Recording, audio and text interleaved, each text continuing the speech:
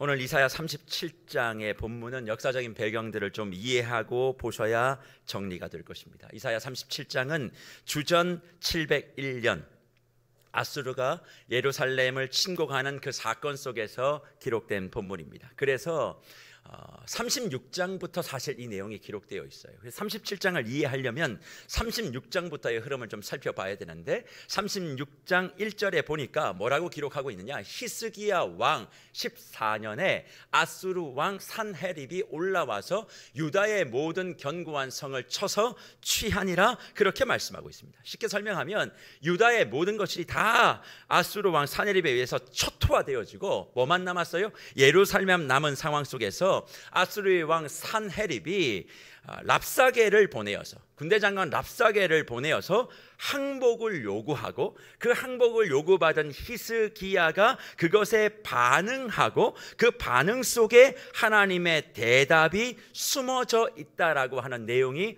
오늘 우리가 읽은 본문의 핵심 내용이 되겠습니다. 그럼 먼저 아수르의 왕 산헤립이 어떤 요구를 했을까? 그 내용이 이사야서 36장 13절부터 16절까지의 말씀인데, 정리하면 이런 말씀이에요. 이제 너희 못 버틴다, 끝났다, 그러니까 항복해라. 예루살렘 성전이라도 건지고 싶으면 항복해라. 히스기야, 웃기지 마라.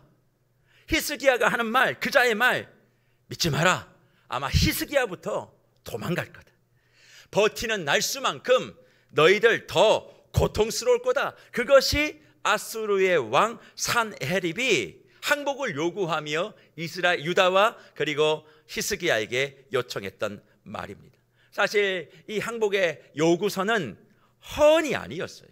굉장히 정제되어지고 있고, 그리고 아수르의 지금 상황에 비하면 아주 최소한의 정도, 그래도 나라와 나라 사이에 예의를 갖추어 주었던 정도의 이야기라고 할 수 있겠습니다. 그런데 이 아수르 왕 산헤립의 생각이 정말 무서운 것은 이것 이상의 뭐가 있기 때문에 그래요. 그게 뭐냐면 이사야서 36장 17절 이하 20절을 한번 보십시오. 이렇게 기록합니다. 내가 와서 너희를 너희 본토와 같이 곡식과 포도주와 떡과 포도원이 있는 땅에 옮기기까지 하리라. 혹시 히스기야가 너희에게 이르기를 여호와께서 우리를 건지시리라 할지라도 속지 말라. 열국의 신들 중에 자기의 땅을 아수르 왕의 손에서 건진 자가 있느냐? 하맛과 아르밧의 신들이 어디 있느냐? 스발와임의 신들이 어디 있느냐? 그들이 사마리아를 내 손에서 건졌느냐? 이 열방의 신들 중에 어떤 신이 자기의 나라를 내 손에서 건져냈기에 여호와가 능히 예루살렘을 내 손에서 건지겠느냐 하셨느니라 하리라, 그렇게 말씀해 주고 있어요. 오늘 읽었던 이 이사야 36장 17절에 20절에 등장하고 있는 이 하밧과 아르밧은 지금 지도로 얘기하면 수리아와 시리아, 지금 시끄럽죠? 그 지역을 얘기합니다. 그 지역, 그 당시에 사마리아의 수도가 바로 이 지역인데, 이 지역에 있는 신들이 그 나라를 건졌냐는 거예요. 아수르 앞에 망하지 않았냐? 신들도 우리를 막지 못한다. 근데 히스기야가 분명히 너희를 그렇게 선동할 거야, 너희의 하나님 여호와가 아수르를 막아줄 거야 라고 선동할 때 속지 마라, 믿지 마라. 그거 다 거짓말이다. 주변을 살펴봐라. 열국의 신들이, 그 지방의 신들이 아수르를 막았던 나라가 있느냐? 없지 않느냐? 결국 아수르의 왕인 산헤립은 신들보다 더 위대한 신 중의 신임을 선포하고 있는 거예요. 근데 이 말이 우습게 여겨지지 않는 것이 뭐냐면, 주전 701년부터 시작해서 무려 21년이 지난 주전 722년 북이스라엘이 진짜 멸망합니다.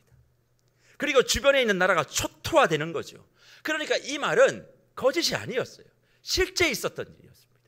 그러니까 유다가 너무나 힘들어서 어떻게든 아수르에 좀 저항해 보려고 아람과 손을 잡고, 그리고 좀 연합군을 만들어 보려고 하지만 그게 모두가 다 깨지고 서로 그러다가 내전이 일어난 거예요. 아까 얘기하다 보면 아수르를 향해서 마음을 모아야 되는데, 이제 막 이스라엘과 유다가 막 서로 형제끼리 싸우기 시작하고, 거기에 아람까지 막 뒤엉켜서 서로 막 어려웠던, 그러면서 아하스가 막 폐위당하고, 그런 일들이 역사 속에 있었던 거죠. 그러니 아람이 먼저 망하고 역사 속에서 북이스라엘이 망하고 이제는 유다만이 남아있는 상황이니까 사네립의 이런 말들이 허언은 아니라 당연했다는 겁니다. 주 안에 사랑하는 무별 여러분, 이런 사네립의 히스기야를 향한 유다를 향한 항복 요구서를 듣고 있자 보면 그 당시의 상황을 우리가 체험하지 못해도 두려운 것 아닙니까? 역사가 증명하고 있잖아요. 시간이 증명하고 있잖아요. 아, 진짜 아수르가 침공하면 초토화가 된다. 아람을 봐라, 북이스라엘을 봐라, 이제 우리 차례구나. 방법이 없구나. 그들도 신을 섬겼는데 그들의 신들도 막지 못했어. 나의 형제 북이스라엘도 하나님 섬겼잖아. 근데 망했어. 그럼 결국 우리도 어떻게 된다는 거야? 이런 공포감이 한번 그의 마음 가운데 들어오기 시작되면 걷잡을 수 없는 것 아닙니까? 그런데 이 일이 시간이 지나 모양만 다를 뿐이지 지금 이 시대를 살아가고 있는 저와 여러분에게도 동일하게 나타나고 있는 문제라 생각이 든다는 거예요. 하나님의 이름보다 더 많은 여러 세상의 신들의 힘이 위협적인 것 같습니다. 하나님은 만군의 여호와, 모든 것을 지키시는 분, 왕 중에 왕이라 우리는 교회 안에서 찬송하고 기뻐 노래하며 주님은 나의 산성, 주님은 나의 요새, 주님은 나의 소망, 그렇게 나의 힘이 되신 여호와를 불러도 오늘 우리의 삶을 시작하는 삶의 터전에 가보면 여호와보다 더 능력 있는 신들이 내 눈에 많은 거예요. 힘 있는 사람, 돈 많은 사람, 물질, 뭐 여러 가지 문명들, 그런 것들 앞에서 나는 아무것도 없다. 나의 믿음은 정말 보잘것없는 것이다. 그럴 때가 많이 있잖아요. 아무리 하나님의 이름을 불러도 내가 가지고 있는 지식이 한계가 있잖아요. 너무 옅잖아요. 아는 것도 별로 없잖아요. 아는 사람도 별로 없잖아요. 그러니까 얼마나 마음속에 힘든 것인지 모릅니다. 아무리 정직해도 성실해도 능력 있어도 돈보다 힘이 별로 없어요. 지위보다 권력보다 힘이 별로 없어요. 그러니까 많은 하나님을 믿는 사람들 가운데 아닌 척하면서 누구와 같이 북이스라엘 사람들과 같이 아닌 척하면서 아람과 손잡고 애굽과 손잡고 그런 사람들이 있으며 언제 어디든지 내가 유리한 곳에서 손을 내밀면 그게 하나님과 상관이 없어도 일단 잡고 보는 일들이 비일비재한 것이 우리의 현실이 아니겠습니까? 왜 그런 모습이 있을까요? 두렵기 때문에 그래요. 무섭기 때문에 그래요. 그러니까 자기 합리화를 하는 거예요. 내가 지금 일단 이 모든 어려움과 위기로부터 넘어가야 되지 않느냐? 그러니까 그런 두려움 앞에 눈에 보이지 아니하는 하나님은 내게 별로 도움이 되는 것 같지 않아요. 그러니까 눈에 보이는 그것을 쉽게 잡고 한쪽으로는 아람의 손을, 한쪽으로는 애굽의 손을, 한쪽으로는 아수르의 손을 다 잡아놓고 한쪽으로는 하나님의 이름을 부른다라고 얘기하고 있는 사람들이 솔직히 우리의 모습이라는 것을 부인할 수 없다는 거죠. 설사 그런 것을 잡지 않아도 마음으로는 고민하고 번민합니다. 잡을까 말까.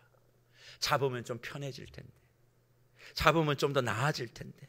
그러니까 이리 뒤척이고 저리 뒤척이다 어찌할 바 모르는 마음을 가지고 밤을 새다가 결국 마지막 결론은 어떻게 가는 줄 아세요? 열의 아홉은 열의 아홉은 하나님의 손을 잡는 것으로 가면 좋겠는데 대부분은 아람을 잡고 애굽을 잡고 바벨론을 잡고 로마를 잡고 아수르를 대부분 다 잡아요.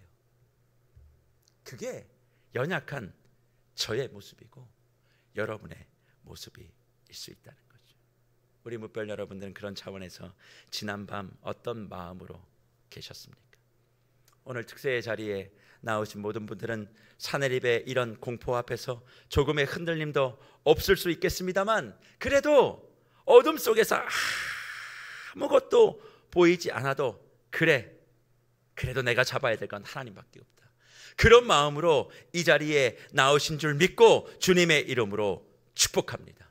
반드시 하나님의 손을 잡아보려고 기도의 자리에 나와 하나님 앞에 엎드리는 저와 여러분들에겐 하나님이 허락하시는 완벽한 승리가 보장되어 있는 줄 믿습니다. 그러면 그 승리가 어떻게 우리에게 주어질까요? 우리와 동일하게 사내립의 말을 들으며 고민했던 한 사람이 있습니다. 그 사람은 누굴까요? 히스기야.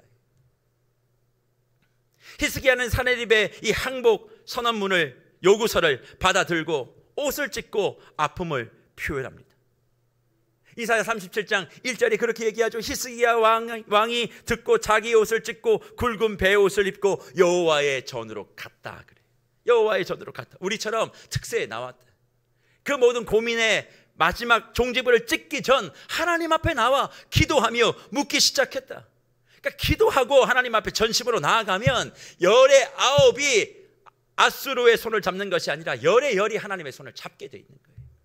기도의 자리에 나오면 하나님이 우리의 마음을 반드시 만져주시는 겁니다. 그러니까 히스기야가 기도의 자리에 나왔죠. 그러니까 기도하며 하나님 앞에 요구했던 히스기야의 기도의 제목이 있어요. 그게 뭐냐면, 하나님, 이거 내 전쟁 아닙니다. 이거 하나님의 전쟁입니다. 보십시오. 아수르의 사내립이 자기가 신들의 전쟁이라고 선언합니다.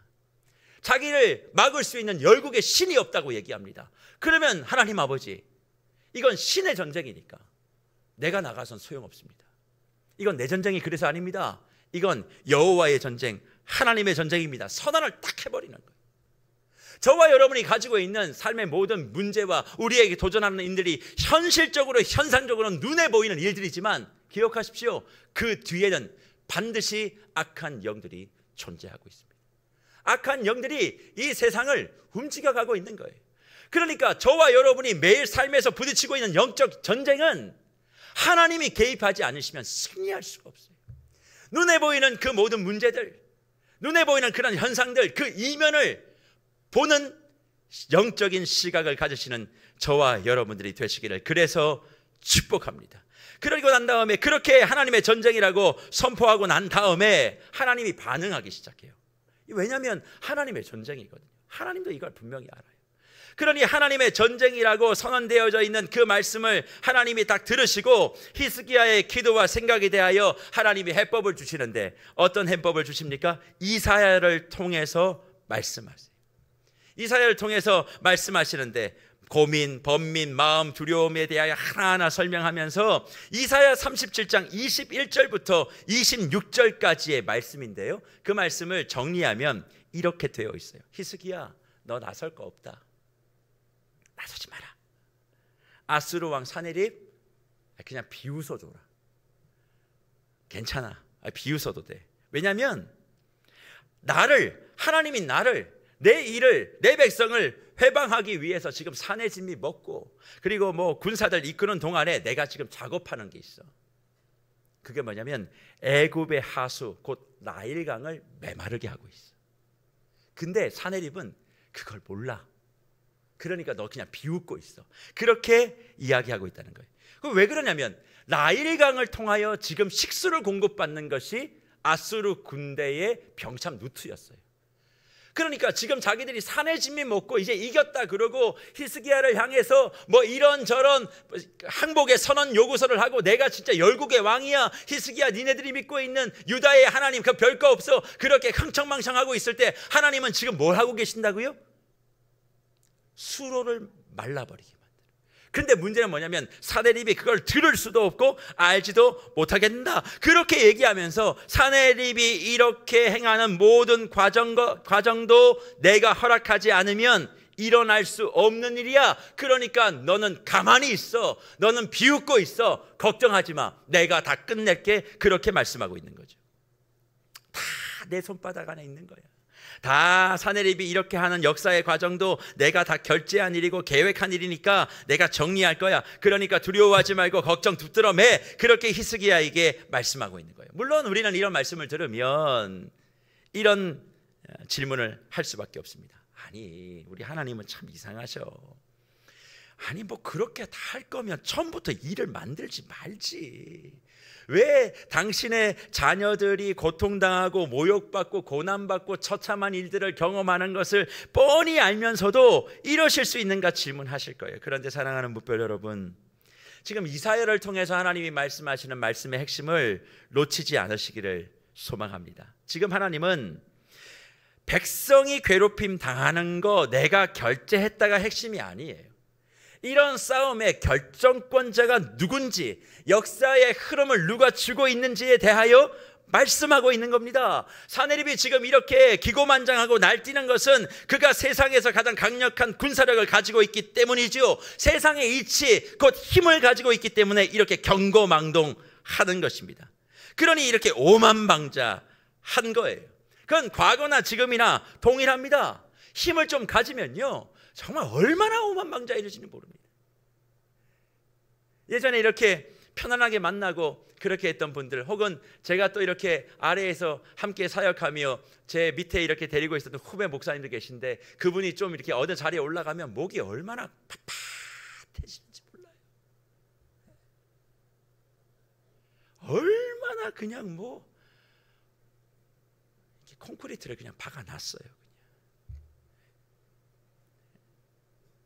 내가 그 코올리적 시절을 내가 기억하는데, 물론 뭐 저도 그런 모습 보면서 서로가 서로에게 다 그렇게 해야 되지만, 순간 저도 그런 이제 마음들이 생기면 그래 뭐 그러면 안 된다, 그런 마음을 갖지만 참 마음이 그것이 그렇게 썩 유쾌하지 않는 경우들이 가끔 있어요. 왜요? 힘을 가지면 사람들이 자꾸 그렇게 되는 거예요. 내가 어느 자리에 가면 자꾸 그렇게 되는 거예요. 자존감이 떨어지고 또 본인의 어떤 능력이 부족한 사람일수록 더 그런 현상은 많이 나타나는 것 같아요. 그런데 그런 마음을 가지고 오만망자하고 있는 그런 모습이 과거뿐만 아니라 지금도 마찬가지. 그런데 그런 아수르의 그런 기고망장한 모습을 보면서 하나님이 이미 이사야 10장 14절부터 15절까지 하신 말씀이 있어요. 그게 뭐냐? 특별히 15절에서 이런 말씀을 하거든요. 아수르의 사내립조차도 나의 도구라, 그렇게 얘기하면서 10장 15절에 이렇게 말해요. 도끼가 어찌 찍는 자에게 스스로 자랑하겠으며 톱이 어찌 켜는 자에게 스스로 큰 채하겠느냐. 이는 막대기가 자기를 들은 자를 움직이려 하며 몽둥이가 나무 아닌 사람을 들려 함과 같음이라, 그렇게 말씀해 주면서 너희는 이기면 네가 잘난 줄 알지, 너희는 패배하고 좀 무너지면 실패했다 그러고 고통했다 그러고 그런 시각을 가지고 세상을 보지만, 그 세상 넘어 역사하는 나의 보이지 아니하는 손이 있어, 그걸 볼 줄 아는 게 믿음이야 말씀하는 거예요. 쉽게 설명하면 이사야서 10장 15절에 있는 말씀은 다른 게 아닙니다. 너희가 지금 얘기하고 있는 그 모든 것, 하나님의 자녀들이 세상의 힘과 능력과 권세를 움직여 가시는 살아계신 하나님을 보게 하기 위해서 이 세상을 하나님이 몽둥이로 사용하고 있다는 거예요. 이 시대를 하나님이 막대기로 사용하고 계신다는 거예요. 우리를 괴롭히려고 하는 것이 아니라 그들이 자꾸 잘 되고 그들 때문에 우리가 실패하는 그걸 통해서 뭐 하려고? 하나님의 살아계심을 드러내려고 하나님이 잠시 잠깐 그런 악인도 사용하시고 이 세상도 몽둥이로, 막대기로, 도끼로, 톱으로 사용하고 계신다는 거예요. 그걸 들고 있는 분은 누구예요? 하나님이시라. 하나님이시라. 그러니 악한 사람이 좀 잘 설쳐도 하나님 왜 저 사람 잘 됩니까? 그러지 마세요. 하나님이 하나님의 살아계심을 보이기 위해서 잠시 쓰다가 정리하실 사람이에요. 그러니까 악인의 형통을 너무 즐거워하지 마세요. 그 뭐 축복까지는 안 되겠지만 그래도 그것 때문에 시험에 들지는 말아요.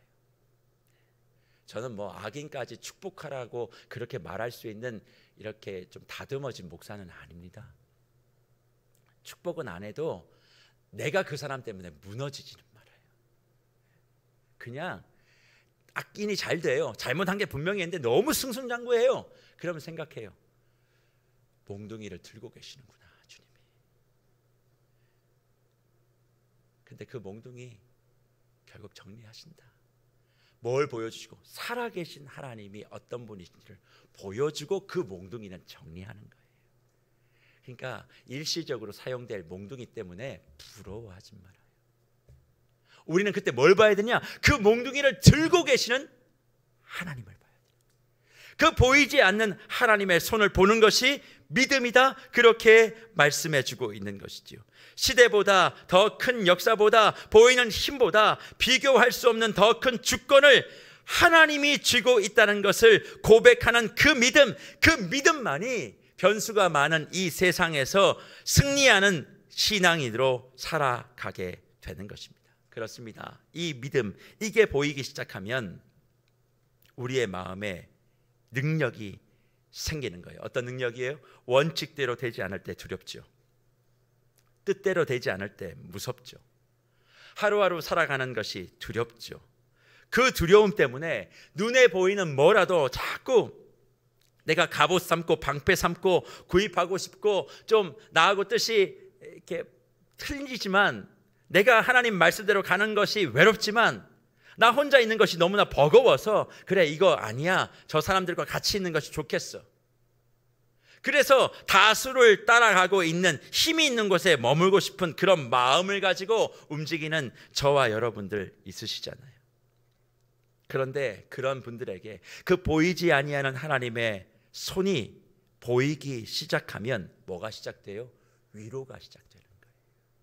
아, 저거 하나님 정리하실 막대기, 저거 하나님이 그냥 하나님의 살아계심을 보여주고 또 폐기 처분할 몽둥이, 아유 내가 주님 앞에 부러워할 것도 참 없지, 내가 막대기와 몽둥이를 부러워하나? 그런 마음 가지고 내 마음의 위로와 또 하나님께서 주시는 그런 마음의 안식을 가져야 된다는 거예요. 왜요? 결국 주님께서 그렇게 사용하셨던 몽둥이, 힘의 상징 아수르도 결국 패망했죠. 바벨론도 결국 멸망했죠. 로마도 파멸했죠. 수많은 이 땅의 제국들이 다 일어났지만 앞으로도 그렇게 하나님 앞에서 쓰임받는 그런 수많은 열국들과 그리고 제국들은 다 무너질 수밖에 없고 무너져 가는 거예요. 왜요? 오직 그리스도의 일만이 영원하고 하나님의 살아계신만이 지금도 우리 일생에 살아 숨쉬고 있기 때문에 그렇습니다. 이해되지 않는 지금 우리의 일들 내 눈앞에 벌어지고 있어서 두려우세요? 네, 저도 진짜 두려워요. 앞에 있는 제가 지난 3년 동안 얼마나 두려웠는지 모릅니다. 성도님들은 저를 보시고 젊은 목사 와서 패기 있게 열심히 잘한다 그랬는지 모르지만 또 제가 이번 리더스 컨퍼런스를 하면서 이제 3년 지났으니까 벙어리 3년은 그만할래요. 나 이제 좀 할 말은 할래요. 그렇게 생각하시는 그런 말씀을 듣고 또 우려하시는 분들도 있으셨다 그러는데 제가 뭔 말을 했습니까? 아직도 이 눈치 저 눈치 보고 사는 걸. 예, 제가 뭘 했어요? 제 안에 속병이 자라요. 그걸 보시는 분은 믿음의 눈이 뜨인 분이고 이 멀 때 좋은 몸만 보는 모습만 보는 분은 그냥 그저 그런 분들이에요. 두려워요. 제가 무서워요. 제가 제일 무서운 건 이 교회 문 닫고 나가는 게 제일 두려워요. 정말 절박해요. 어떻게 해야 될지에 대한 돌파구가 보이지 않아요. 또 그런 것도 두렵지만 뭐도 무서운 줄 아세요? 제가 선택한 그 일의 결과가 내가 생각한 게 아닌데 엉뚱하게 나와서 또 무서워요. 내가 판단한 일들이 그런 게 아닌데 저렇게 되니까 겁이 막 나는 거예요. 내 의도와 내 본심이 곡해되어 전달되어지니까 이게 너무 무서운 거예요. 말 하나 띄기가 쉽지 않는 거예요. 교회 밖으로 한 걸음 나가는 게 무서운 거예요.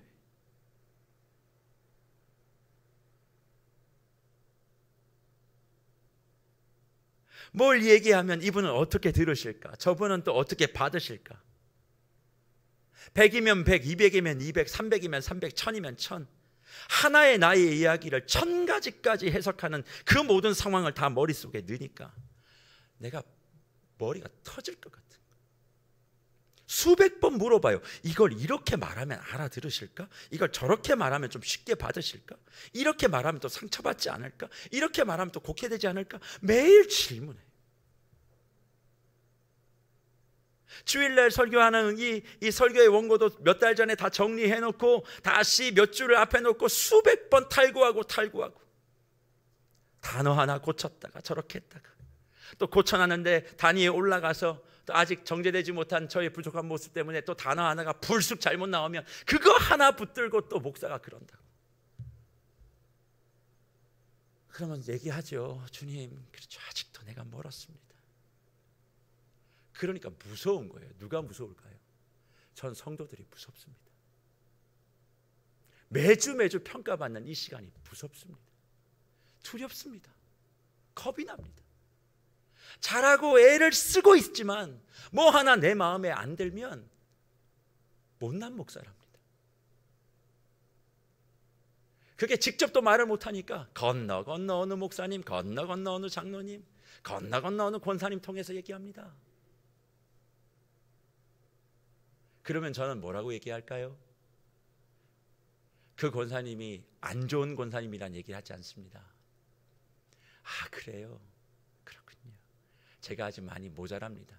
그래서 제가 지난 3년 동안 와서 제일 많이 한 건 죄송합니다. 제 책임입니다. 제가 잘못했습니다. 제가 부족합니다. 계속 지금도 그러고 있어요. 오늘도 아마 가서 그럴 겁니다. 제가 귀 있는 자는 아시겠죠. 제가 오늘 가서 또 왜 그럴 건지 또 그럴 거예요. 그렇게 할 수밖에 없어요. 왜? 모든 게 다 두려우니까. 하지만 그 모든 것을 움직여 가시며 이 모든 것 뒤에 살아 역사하시는 하나님의 손이 있다는 것을 우리가 믿으면 우리가 붙잡아야 될 것은 몽둥이가 아니에요. 막대기가 아니에요. 도끼가 아니에요. 톱이 아니에요. 그 톱과 몽둥이와 막대기를 들고 계신 보이지 않지만 살아 역사하시는 하나님의 손인 줄 믿습니다. 그러니 주님 앞에 두렵고 어렵고 마음이 힘들지만 제가 주님의 말씀 붙들고 강단에 올라오면 펄펄 날고 하나님을 의지하며 여러분이 두렵지만 부럽지 않게 하시는 하나님의 손을 보며 오늘 이 자리를, 내일 이 자리를, 모레 이 자리를 저는 평생 지켜나가는 것이에요. 하나님이 저를 지켜주실 줄 믿으니까 나의 편은 여러분들이 아니라 하나님이시니까. 그리고 그 하나님의 손을 붙잡으면 저와 함께 갈 믿음의 동지를 반드시 구름대와 같이 저에게 보내주실 것을 믿으니까 오늘도 그것을 바라보며 이 강단에 서 있는 것이지, 저를 향하여 던지는 수많은 물맷돌을 보면서 제가 여기 서 있지 않습니다. 목양실에서는 피 흘리고 쓰러져 있습니다. 그러나 주님의 말씀을 가지고 서 있는 이 강단에, 주님의 말씀을 들고 있는 그 훈련의 자리엔 제가 여러분들을 보지 않고 이 교회를 보호하시며 지금도 불마와 불번거를 나의 교회 가운데, 우리의 교회 가운데 보내시며 쌓아 감싸시며 두려워하지 말라. 내가 너와 함께 할 것이다. 내가 너를 붙들고 붙들리라 말씀하시는 그 하나님의 보이지 않지만 영광스럽고 확실한 살아계신 손을 붙잡고 있기에 오늘도 이 자리에서 누가 내게 뭐라고 얘기하든 하나님의 말씀을 강력하게 전하는 것 아니겠습니까? 그러니 그 손이 보인다면 주 안에 살아가는 무별 여러분, 몽둥이를 미련 갖지 마십시오. 막대기를 소망하지 마십시오. 그저 하나님의 손을 보며 아멘하고 나를 지탱하실 살아계신 하나님의 손을 꽉 붙잡으시는 저와 여러분이 되시기를 축복합니다. 지금 일어나고 있는 내게 나의 모든 일들, 지금 내가 걸어가고 있는 모든 시간들 하나하나가 살아계신 하나님의 허락하심이 없다면, 뜻하심이 없다면 결코 일어날 수 있는 일이 아닙니다. 취소될 수 있는 일도 아닙니다. 아프고 힘들고 이해되지 않지만 그 하나님의 운행하심과 통치 아래 모든 것이 있음을 믿고, 그 살아계신 하나님이 여전히 나를 지켜보고 계심을 믿고 그 자리에 버티고 서 계셔야만 합니다. 버텨내십시오. 내가 힘이 있어서 버티는 게 아니라 살아계신 하나님이 나를 지탱하고 있기에 내가 버티는 것입니다. 실패 때문에 두려워하지 마세요. 내 앞길에 대한, 장래에 대한, 미래에 대한 걱정 때문에 주저앉지도 마세요. 살아계신 하나님 때문에 그 자리를 버티는 것입니다. 그렇게 히스기야가 하나님의 말씀을 듣고 버티니까 어떤 일이 벌어나요? 이사야 37장 36절과 38절 이렇게 얘기하지 않습니까? 여호와의 사자가 나가서 아수르 진중에서 18만 5천인을 쳤으므로 아침에 일찍이 일어나 본즉 시체뿐이라. 이에 아수르의 사네립 왕이 떠나 돌아가서 니느웨에 거주하더니 자기 신 니슬록의 신전에서 경배할 때에 그의 아들 아들라멜렉과 제가 눈이 잘 안 보여요. 사레셀이 그를 칼로 죽이고 아리라 땅으로 도망하였으므로 그의 아들 에살할롯이 이어 왕이 되니라. 그렇게 말씀하죠. 그리고 난 다음에 뭐라고 얘기합니까? 이에 37절에 이에 아수르의 사네립 왕이 신전으로 떠나갔다. 하나님의 사자가 아수르 진중에서 18만 5천을 친 거예요. 히스기야가 한 게 아무것도 없죠. 그러니까 사네립이 도망가서 자기의 신전에서 경배를 하는데 거기에 무슨 일이 벌어져요? 자기의 아들이 사네립을 죽이는 거예요. 아버지를 죽인 겁니다. 아들이. 왜 죽였겠어요? 왕이 찬탈. 사네립이 완전히 폭망하잖아요. 근데 더 재밌는 건 뭐예요? 아버지 왕을 죽이고 자기가 왕위에 올라가려고 했던 아드람멜렉과 사레셀은 왕이 결국 되지 못해요. 그럼 누가 왕이 돼요? 그의 아들 에사할롯. 전혀 다른 사람이 왕이 돼버리는 거예요. 자신의 생각대로 안 되고 엉뚱한 결과가 나오는 이 세상의 이치, 그 시간 속에서 우리는 자라가고 성장하고 하나님을 만난다는 거예요. 저는 이 말씀을 묵상하며 이런 생각을 해보게 됩니다. 우리가 버텨야 될 이유가 바로 여기 있지 않나. 지금 힘들고 어렵고 내 마음이 답답해도 이 시간 살아계신 하나님을 의지하고 버티는 겁니다. 근데 그 살아계신 하나님이 어떻게 우리에게 역사하시느냐? 물론 때론 어느 날 믿었던 사람이 나를 배신할 수 있어요. 그거 아프죠. 하지만 어느 날 생각지도 못했던 사람이 나를 돕기도 합니다. 그렇지 않던가요? 모두가 다 나를 배신해요? 아니잖아요. 생각지도 못한 사람이 배신하기도 하지만 어느 날은 생각지도 못했던 사람이 나를 돕기도 한다는 거예요. 배신당할 때는 그 죽을 것 같은 마음을 갖고 있지만 또 어느 사람이 나를 도와주면 도움받음 때문에 살아있음을 감사하는 거죠. 왜요? 이 모든 것이 살아계신 하나님의 손 아래 있기 때문에 그래요. 그러니 오늘 내 뜻대로 되지 않는다고 내 삶을 포기하시겠습니까? 내 마음과 내 생각대로 결과가 나오지 않는다고 내 삶을 접으시겠어요? 아니요.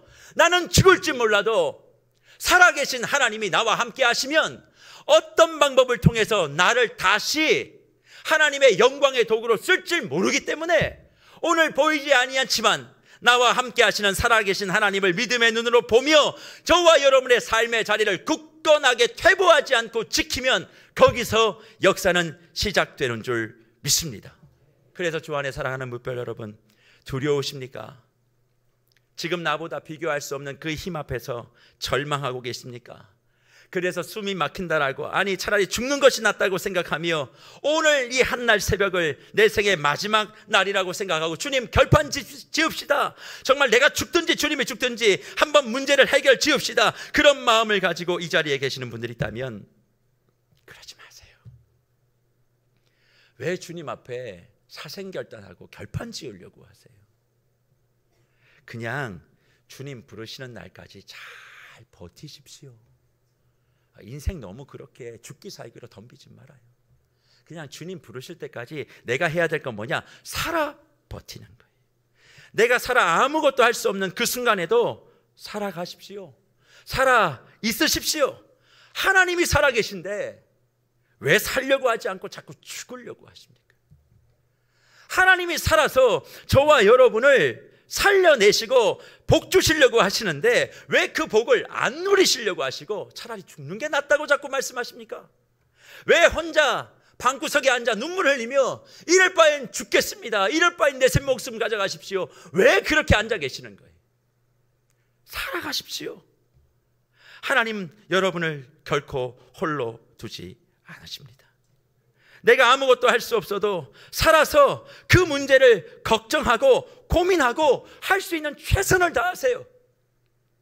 이 어려움의 시작을 뒤집는 예상치 못한 하나님의 손과 하나님의 도우심과 하나님의 보내시는 사람이 저와 여러분에게 준비되어 있습니다. 보이지 않아도 유다를 살리기 위해서 나일강을 메마르게 하시고 여호와의 사자를 보내셔서 14만 5천이를 쳐내시고 사내립을 몽둥이를 썼다가 그 몽둥이를 부러뜨리고 또 다른 몽둥이를 세웠다가 그 몽둥이도 파변하게 했던 그 하나님의 계획이 지금 저와 여러분의 삶 가운데 있는 줄 믿습니다. 그러니 누구도 탓하지 말고 상황도 원망하지 말고 내 선택에 대하여 비난하지도 말고 비관하지도 말고 지금 결과가 비록 좋지 못해도 이게 끝이 아니다. 내 인생 결과 아직 두고 볼 일이다. 그러니 내 삶에 가로막는 장애물인 나의 마음, 나의 근심, 나의 걱정, 이제 그런 것과 싸우지 말고 오늘 주님과 함께 살아 숨쉬며 우리의 장애물을 뛰어넘는 하나님의 그 역사가 무엇인지를 분명히 알고 승리하시는 저와 여러분이 되시기를 축복합니다. 기대할 것 없는 것들로 세상은 우리를 헛되게 꿈꾸게 하지만 우리는 살아계신 하나님을 기대하는 것입니다. 그 살아계신 하나님 때문에 우리가 살아계신 하나님이 내 옆에 있다면 살아갈 걸 생각하십시오. 안 된다고 주저하지 말아요.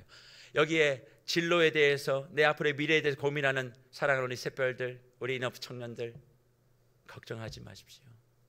하나님이 살아계시면 살아낼 생각을 하는 것, 이게 살아계신 하나님을 믿는 믿음이에요. 오늘 세계로 교회가 그런 믿음으로 완전히 무장되어지기를 축복합니다. 교회에 살아 역동하는 것을 기대하십시오. 왜? 목사가 새로 왔으니까? 아니요, 이제 저도 헛목사예요. 3년이 지나면 이미 유효기간 끝났어요. 저도 이젠 새 목사가 아니고 헛목사예요. 이젠 제 능력, 실력 뽀록 다 났어요. 이제 없어요, 나올 것도. 저를 기대하지 마세요. 이제 뭘 기대해야 돼요? 뭘 봐야 돼요? 살아계신 하나님. 목사 바뀌면 다 될 거라고 생각하셨죠? 3년 지나봐야 별로 바뀐 거 없어요. 이젠 살아계신 하나님. 3년 동안 제가 보여드릴 거 다 보여드렸으니까 이젠 하나님을 봐요. 살아계신 하나님을 보고 우리 안에서 역사하신 그 하나님을 한번 붙들고 다시 한번 우리 교회가 주님 안에 놀라운 부흥을 맛보게 되기를 간절히 축복합니다. 축복합니다. 축복합니다.